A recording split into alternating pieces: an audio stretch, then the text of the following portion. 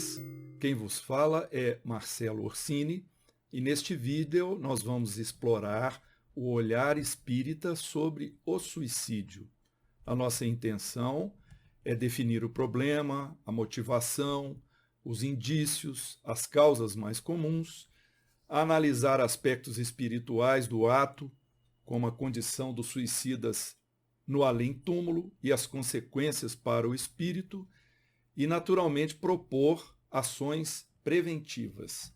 Importante salientarmos que não é nossa intenção aprofundar em aspectos psicológicos do ato, por não ser essa a nossa formação acadêmica.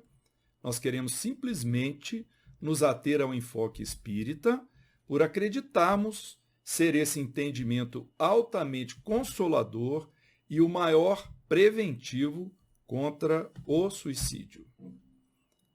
Muito bem, por definição, suicídio é a ação de acabar com a própria vida, a ação de se matar. A motivação seria a impossibilidade do indivíduo identificar alternativas viáveis para a solução de seus problemas, de seus conflitos, optando pela morte como meio de fuga da situação estressante. Vamos agora então relacionar alguns fatores associados às crises, à intenção suicida. Por exemplo, os transtornos psicológicos, nos quais estatisticamente os mais associados ao suicídio são depressão, bipolaridade, esquizofrenia, transtornos de ansiedade, demências e transtornos de personalidade. Outro fator seria a drogadição, ou seja, abuso ou dependência de substâncias como álcool e drogas, especialmente quando combinados ao sofrimento pessoal. Enfermidades graves, quando se há perspectiva de morte breve, no caso de doentes terminais ou daqueles que sofrem dores crônicas muito intensas. Outro fator seria os conflitos familiares, como abusos físicos e sexuais, rejeição, etc. Decepções amorosas por rompimento ou traição. O apoio social escasso, ou seja, poucos amigos, sem cuidadores ou poucos cuidadores.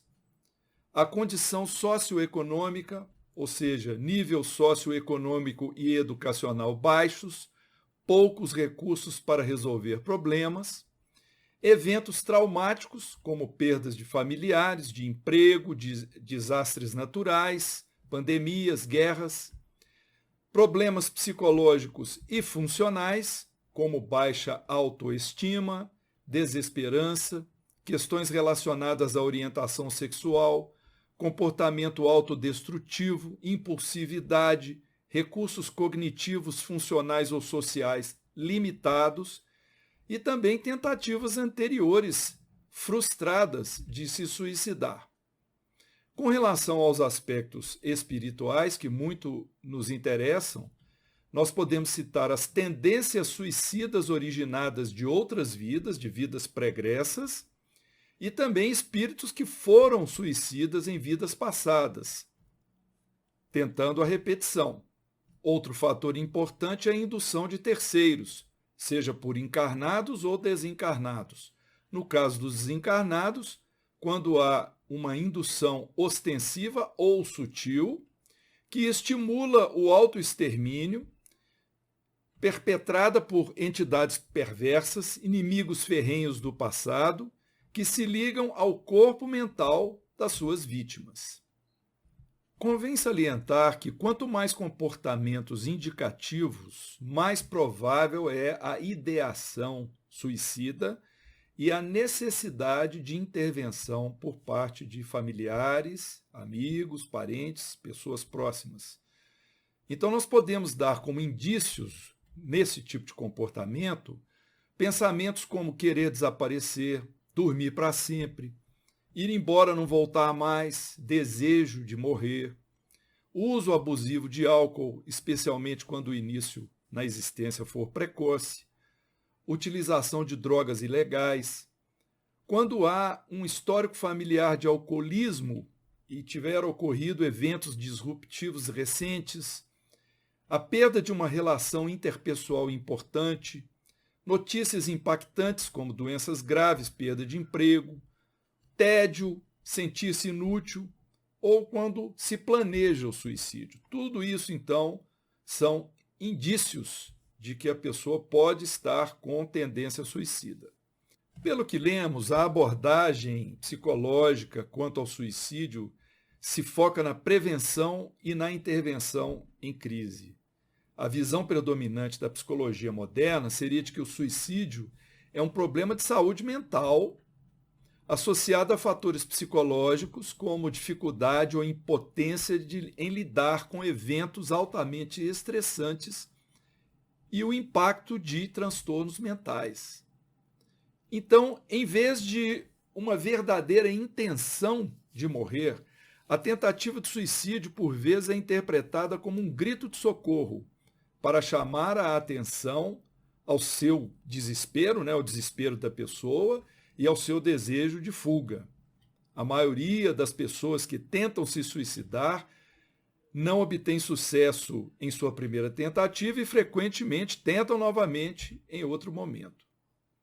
Com relação à intervenção em crise, ou seja, aquilo que se deve fazer para afastar o risco de suicídio, podemos mencionar algumas providências, por exemplo, colocar a pessoa em acompanhamento psicológico e psiquiátrico, mobilizar a rede social de apoio, família, parceiros, amigos.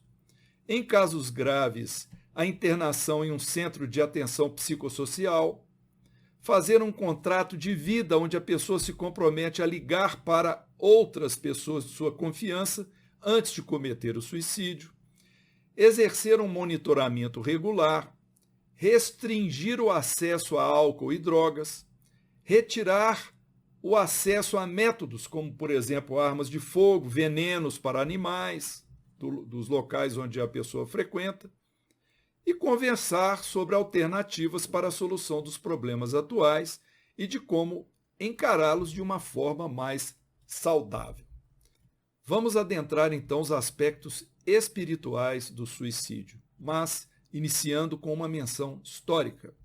É que nos tempos do Império no Brasil, ao ser benta pela autoridade eclesiástica, as necrópolis, cemitérios, se tornavam extensão do terreno sagrado dos templos. E assim os enterramentos só seriam autorizados mediante apresentação de uma declaração paroquial de encomendação do cadáver. Só que no passado, a Igreja aplicou várias sanções aos suicidas, como, por exemplo, justamente a negação da sepultura eclesiástica e ainda a negação da celebração de missas e de orações para a alma do suicida. Esse é um quadro que já foi superado, mudou completamente, porque a psicologia e a psiquiatria pastorais auxiliaram que a Igreja se atualizasse e, atualmente, a Igreja Católica vê os casos de suicídio com grande compreensão, respeito e misericórdia para com aqueles que cometeram o ato. Então, superado isso, há o sepultamento em cemitérios cristãos, há orações e missas pela alma do suicida. Isso é apenas uma curiosidade, mas importante, para que a gente se atualize com esse tipo de procedimento da Igreja. Com relação à visão do Espiritismo, nós gostaríamos de adentrar com alguns tópicos que são explorados, ou que foram explorados por Allan Kardec em O Livro dos Espíritos, e gostaríamos de iniciar com a visão espírita do pós-morte. O que acontece após a morte do corpo físico?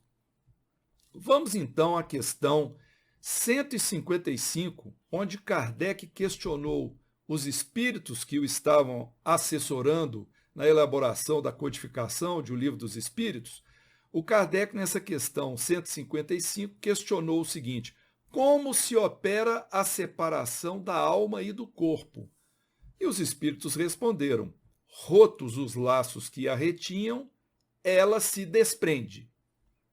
Ele então prosseguiu: a separação se dá instantaneamente por brusca transição? Haverá alguma linha de demarcação nitidamente traçada entre a vida e a morte? Os espíritos responderam: não. A alma se desprende gradualmente, não se escapa como um pássaro cativo, a que se restitua subitamente à liberdade. Aqueles dois estados se tocam e se confundem, de sorte que o espírito se solta pouco a pouco dos laços que o prendiam. Esses laços se desatam e não quebram. Então, isso é importante para nós compreendermos o que vamos explicar mais adiante a respeito dos suicidas, ou seja, a separação da alma e do corpo geralmente não é feita de forma abrupta, ela é feita lentamente. O corpo, mesmo morto, ele ainda contém algum princípio vital que vai se apagando e os laços que unem o espírito ao corpo vão se rompendo, como foi dito, lentamente. Na questão 159, Kardec perguntou o seguinte: que sensação experimenta a alma no momento em que reconhece estar no mundo dos espíritos? A resposta foi: depende. Se praticaste o mal, impelido pelo desejo de o praticar, no primeiro momento te sentirás envergonhado de o haveres praticado. Com a alma do justo, as coisas se passam de modo bem diferente. Ela se sente como que aliviada de grande peso, pois que não teme nenhum olhar perscrutador. O que nós vemos aí, então, é a condição da consciência, do pesar, do sentimento do espírito que desencarna. Aqueles que estão em dia com a lei de Deus vão sentir grande alívio. Já os que têm débitos, os que entraram em débito, perante a lei durante a encarnação, vão sentir vergonha, arrependimento, esse tipo de sentimento negativo que oprime o espírito. Kardec prosseguiu e na questão 163 questionou o seguinte: a alma tem consciência de si mesma imediatamente depois de deixar o corpo? Os espíritos responderam: imediatamente não é bem o termo.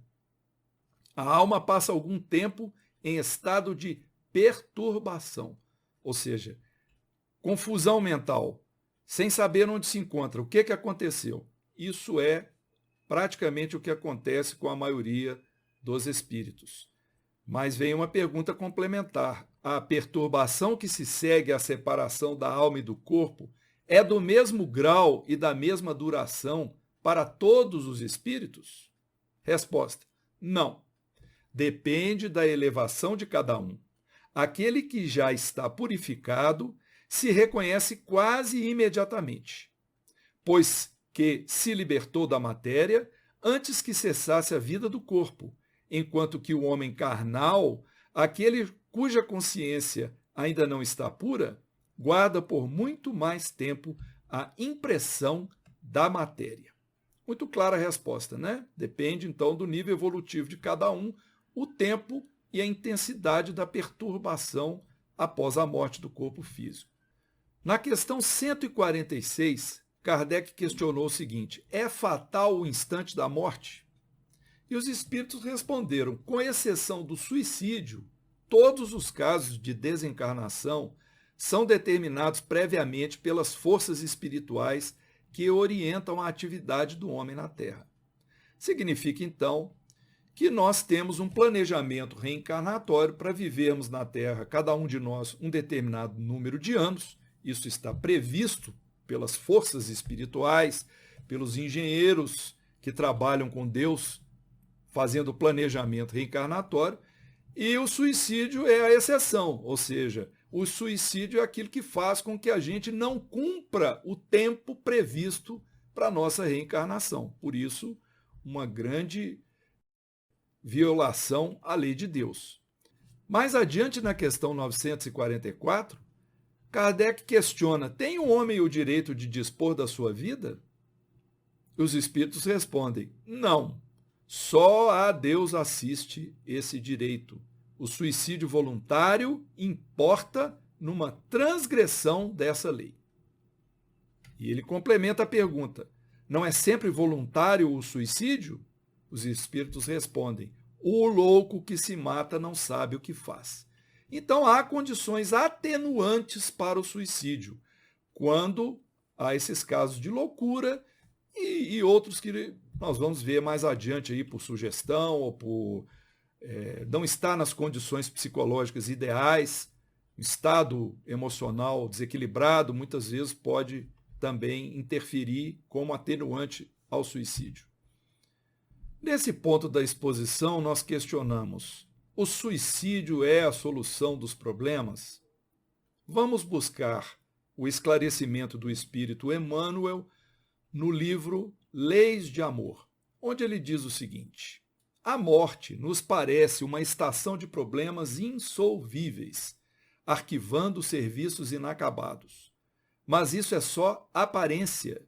Dramas passionais, crimes não investigados, tragédias íntimas, cujos protagonistas são vítimas e carrascos, não desaparecem no silêncio do túmulo, porque a vida prossegue além da morte, desdobrando causas e consequências.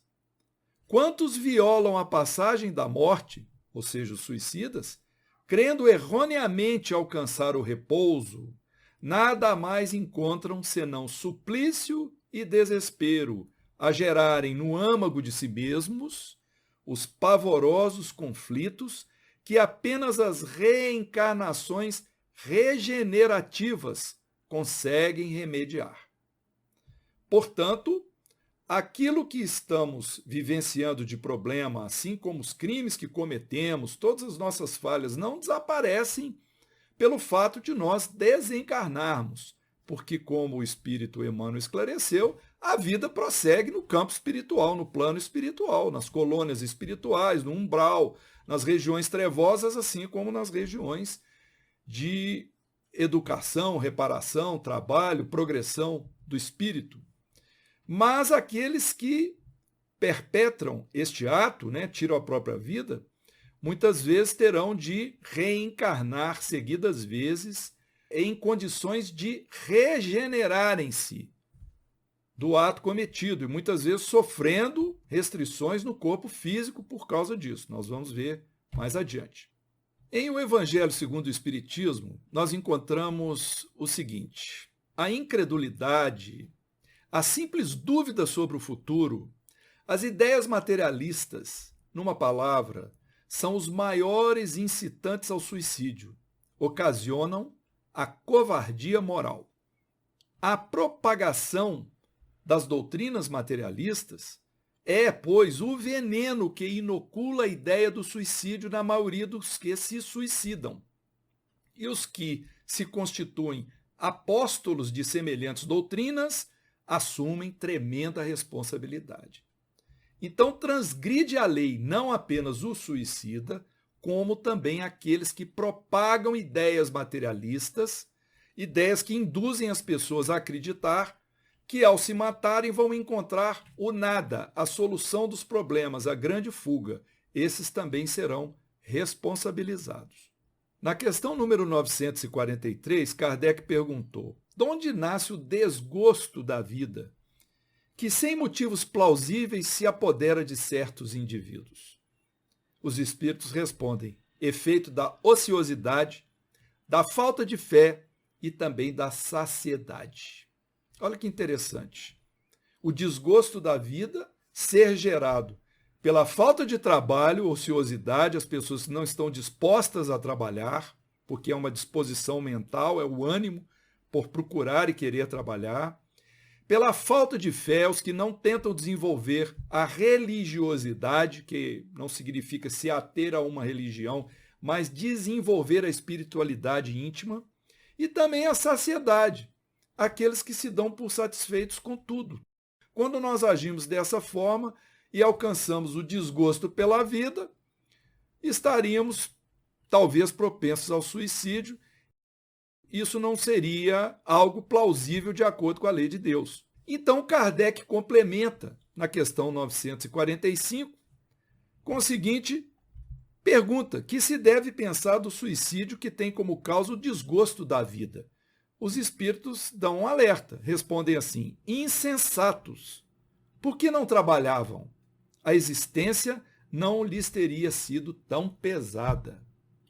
E na questão 950, Kardec pergunta: que pensar daquele que se mata na esperança de chegar mais depressa a uma vida melhor?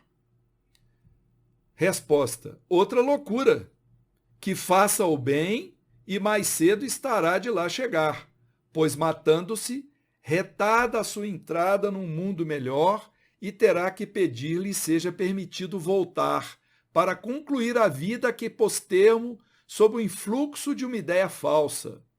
Uma falta, seja qual for, jamais abre a ninguém o santuário dos eleitos. Tirar a vida antes da hora significa ficar devendo os anos que estavam para serem completados de acordo com a programação reencarnatória. Será necessário retornar e concluir aqueles anos, e em condições desfavoráveis por ter partido como suicida. Vamos então agora explorar o seguinte aspecto: após a morte, a decepção do suicida e os resgates dolorosos. Seriam as primeiras impressões pós-suicídio. Isso está muito bem esclarecido na obra O Consolador pelo Espírito Emmanuel, quando na questão 154, Emmanuel foi questionado o seguinte: quais as primeiras impressões dos que desencarnaram por suicídio? Ele esclarece: a primeira decepção que os aguarda é a realidade da vida que não se extingue com as transições da morte do corpo físico. Vida essa agravada por tormentos pavorosos, em virtude de sua decisão tocada de suprema rebeldia. Suicidas há que continuam experimentando padecimentos físicos da última hora terrestre em seu corpo somático, indefinidamente.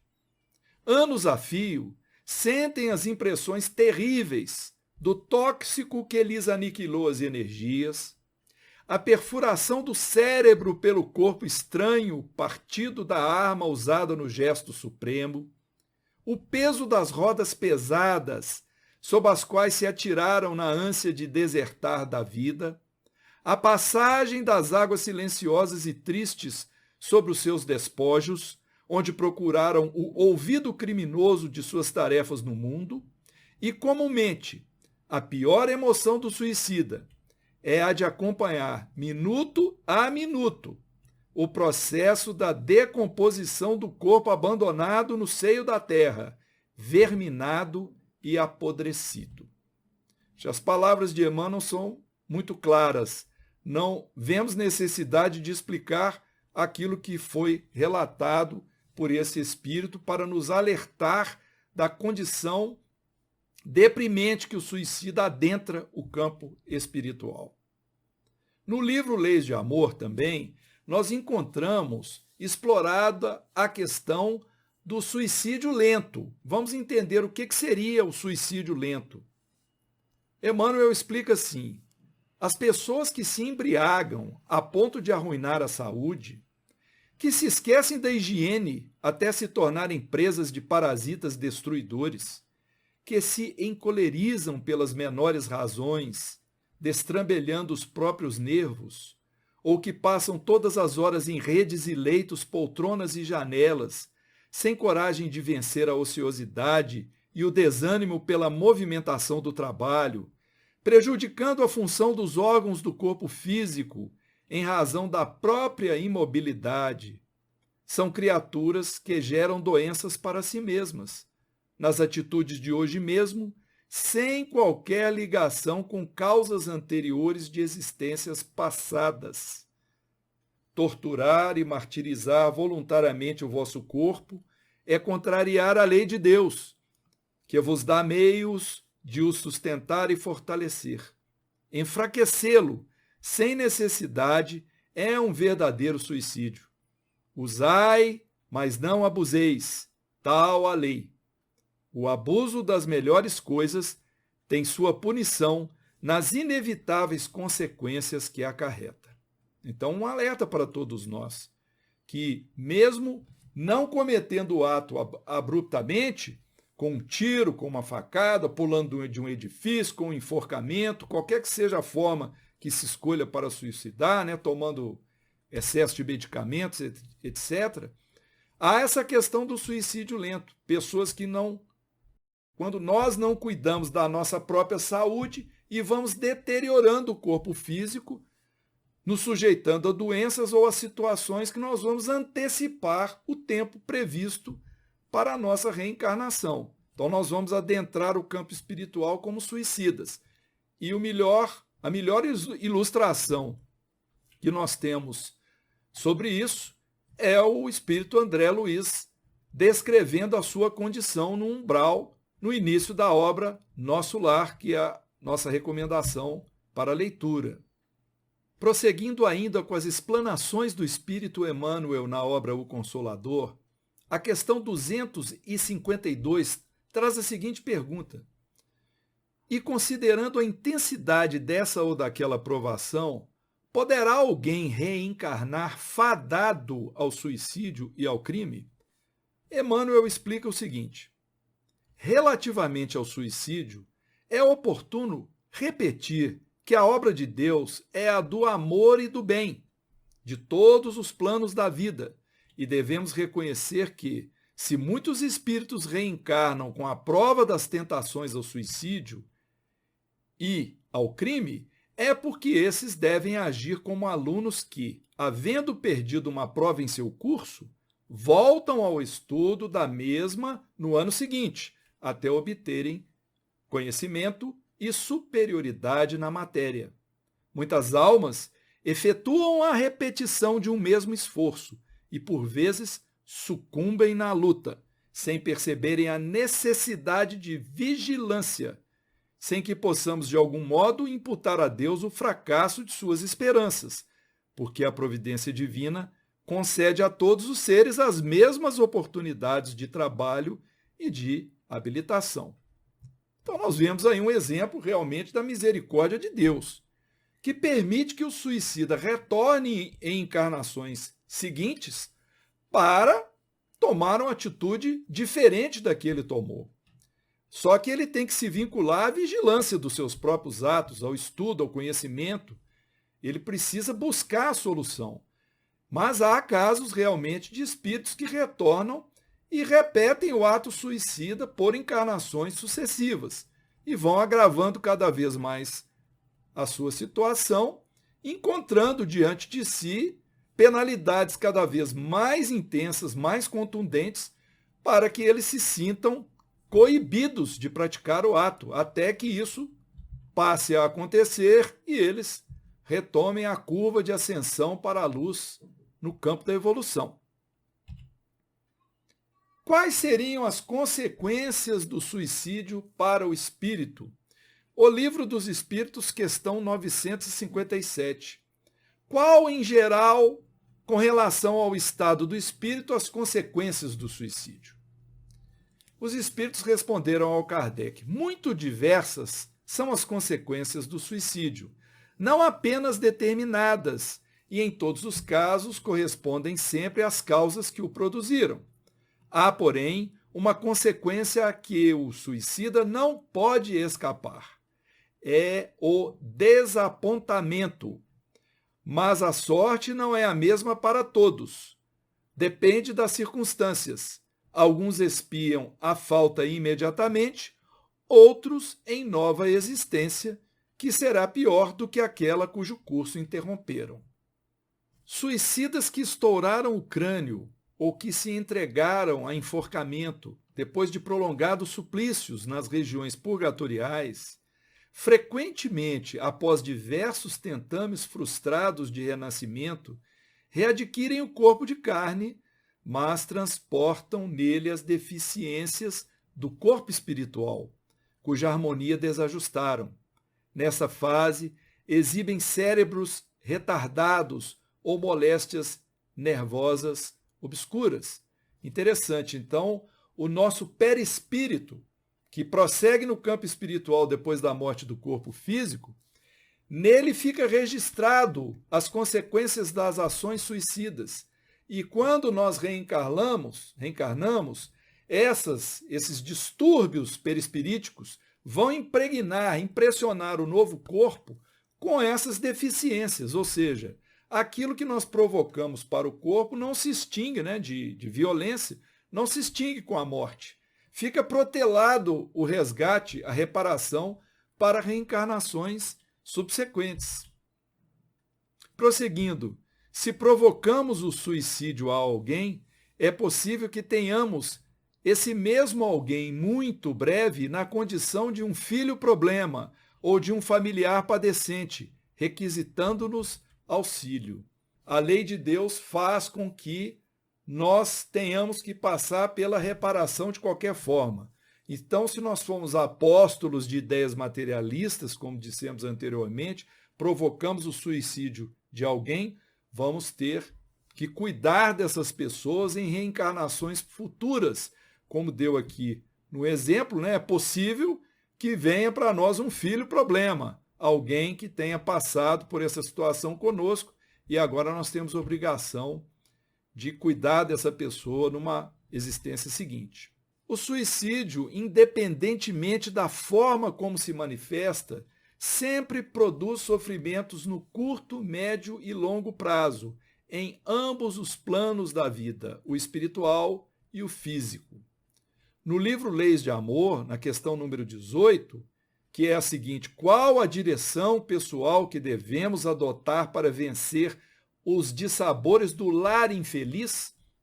Emmanuel responde assim: evitemos o divórcio tanto quanto possível e combatemos o aborto e o suicídio com todos os recursos de raciocínio e esclarecimento de que possamos dispor. O divórcio adia o resgate. O aborto complica o destino. O suicídio agrava todos os sofrimentos. Nós gostaríamos agora de ler um trecho do livro Devassando o Invisível, da médium Ivone Pereira, um livro espetacular. A médium contando a sua percepção quando ela fazia orações diárias. O que ela percebia no campo espiritual? Vejamos. Muitas vezes, durante nossas orações diárias, nos vemos rodeada de entidades sofredoras, que, ao que parece, até nós são encaminhadas pelos guias espirituais, a fim de participarem não somente das preces consolativas que fazemos, mas também da leitura doutrinária que sistematicamente realizamos todas as noites. Leitura que parece instruí-las, norteá-las, consolá-las de suas dúvidas e infortúnios e dos desapontamentos próprios do mundo invisível, pois, quando lemos, as vibrações da nossa mente repercutem no entendimento dessas entidades como a palavra enunciada, e somos ouvidos e compreendidos por elas, tal se falássemos em voz alta. Daí porque deverá o médium, principalmente, se conservar sempre vigilante com as leituras que fizer, as quais poderão torná-lo um polo de atrações afins, ao sabor da sua mesma natureza. Nessas condições, isto é, quando oramos ou estudamos, somos visitada por suicidas chorosos e desolados, por pobres criaturas surpreendidas pela desencarnação em desastres, etc. Mostram então, chorando, os braços esmagados, pernas amputadas, ferimentos variados, de onde corre o sangue, trazendo eles próprios vestes ensanguentadas. Suicidas se apresentam contorcendo-se em dores ocasionadas pelo envenenamento ou asfixiados pelo enforcamento, e um mundo extenso de dores e desolações se delineia à nossa visão. Muitos desses se têm reanimado com as páginas do capítulo 6 de O Evangelho segundo o Espiritismo, de Allan Kardec, intitulado O Cristo Consolador, pois a esses é de dispensar, antes de mais nada, as consolações do amor do Cristo, as esperanças no amparo e na misericórdia do Eterno. Então, olha que testemunho maravilhoso dessa médium Ivone Pereira, e nós sabemos que isso realmente procede porque outros amigos e amigas que têm a mediunidade da vidência nos relatam exatamente as mesmas coisas, quando estão, por exemplo, realizando o seu culto cristão no lar, fazendo leituras e comentários edificantes, fazendo preces com intenção, com sentimento, preces sinceras em voz alta. Muitas vezes aproximam-se esses irmãos em sofrimento no campo espiritual, vítimas de desastres, vítimas de enfermidades graves ou, como ela disse, os suicidas, apresentando seus quadros dolorosos. Esse esclarecimento que vem do texto lido em voz alta vai aliviar o seu coração, vai ser como um bálsamo e começa a prepará-los para a evolução futura, onde eles vão totalmente se desvincular desses problemas que os afligiam. Porque, de acordo com a nossa doutrina espírita, não existe a pena eterna, o sofrimento eterno. Nós todos estamos destinados ao avanço para a luz, para Deus. Afinal de contas, o Espiritismo tem um caráter preventivo contra o suicídio? Vamos ver as anotações de Kardec. Com o Espiritismo, tornada impossível a dúvida, muda o aspecto da vida. O crente sabe que a existência se prolonga indefinidamente para lá do túmulo, mas em condições muito diversas, donde a paciência e a resignação que o afastam muito naturalmente de pensar no suicídio, donde, em suma, a coragem moral. O Espiritismo, bem compreendido, é um preservativo contra a loucura. Entre as causas mais comuns de sobreexcitação cerebral, devem contar-se as decepções, os infortúnios, as afeições contrariadas, que ao mesmo tempo são as causas mais frequentes de suicídio. Ora, o verdadeiro espírita vê as coisas deste mundo de um ponto de vista elevado. Elas lhe parecem tão pequenas, tão mesquinhas, a par do futuro que o aguarda. A vida se lhe mostra tão curta, tão fugaz, que aos seus olhos as tribulações não passam de incidentes desagradáveis no curso de uma viagem. O que em outro produziria violenta emoção, mediocremente o afeta.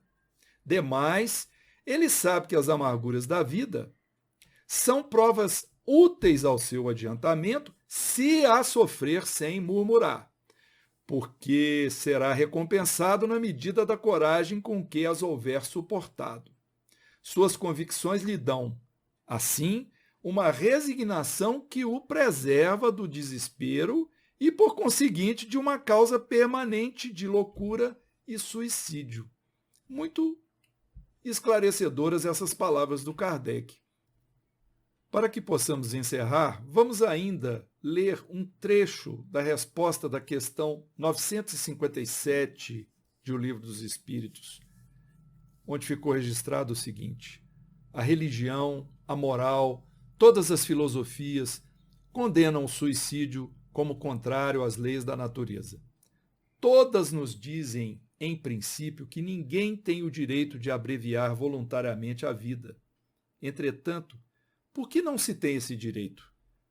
Porque não é livre o homem de pôr termo aos seus sofrimentos? Ao Espiritismo estava reservado demonstrar, pelo exemplo dos que sucumbiram, que o suicídio não é uma falta somente por constituir infração de uma lei moral, consideração de pouco peso para certos indivíduos, mas também um ato estúpido, pois que nada ganha quem o pratica. Antes, o contrário é o que se dá, como nolo ensinam, não a teoria, porém os fatos que ele nos põe sob as vistas.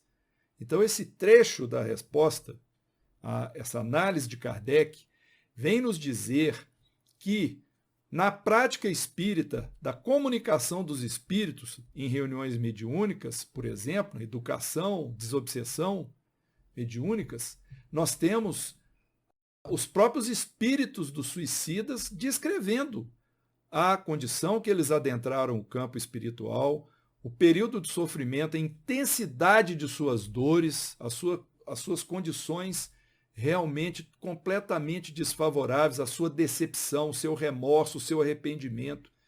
Então, ao Espiritismo coube realmente apresentar os próprios suicidas, nos mostrando a situação desgraçada que eles se encontram no campo espiritual, e isso vem realmente nos alertar sobre essa condição. Portanto, a nossa visão com relação sobre o suicídio, como cristãos, como espíritas, deve ser essa visão misericordiosa, não de condenação, mas de misericórdia, de ajuda, de auxílio. Os suicidas merecem de nós, aqueles que já se encontram no campo espiritual, a nossa prece, a nossa oração, a nossa vibração para que eles recebam isso como um bálsamo de alívio que vai alertando-os dessa sua condição para que não voltem a praticar esse ato no futuro e o quanto antes evoluam e possam deixar o campo espiritual na reencarnação em condições mais favoráveis. Portanto, cabe a nós espíritas o estudo e a divulgação do espiritismo, dos seus princípios, como forma de auxiliar a que as pessoas desenvolvam a fé, a esperança, que elas se afastem de ideias materialistas, que a gente possa exercer isso de forma misericordiosa, não apenas com os encarnados, mas também com os desencarnados através das nossas orações sistemáticas para com aqueles que se suicidaram e que isso seja, portanto, uma constante, uma rotina em nossas vidas. Que a paz de Jesus nos envolva todos nós.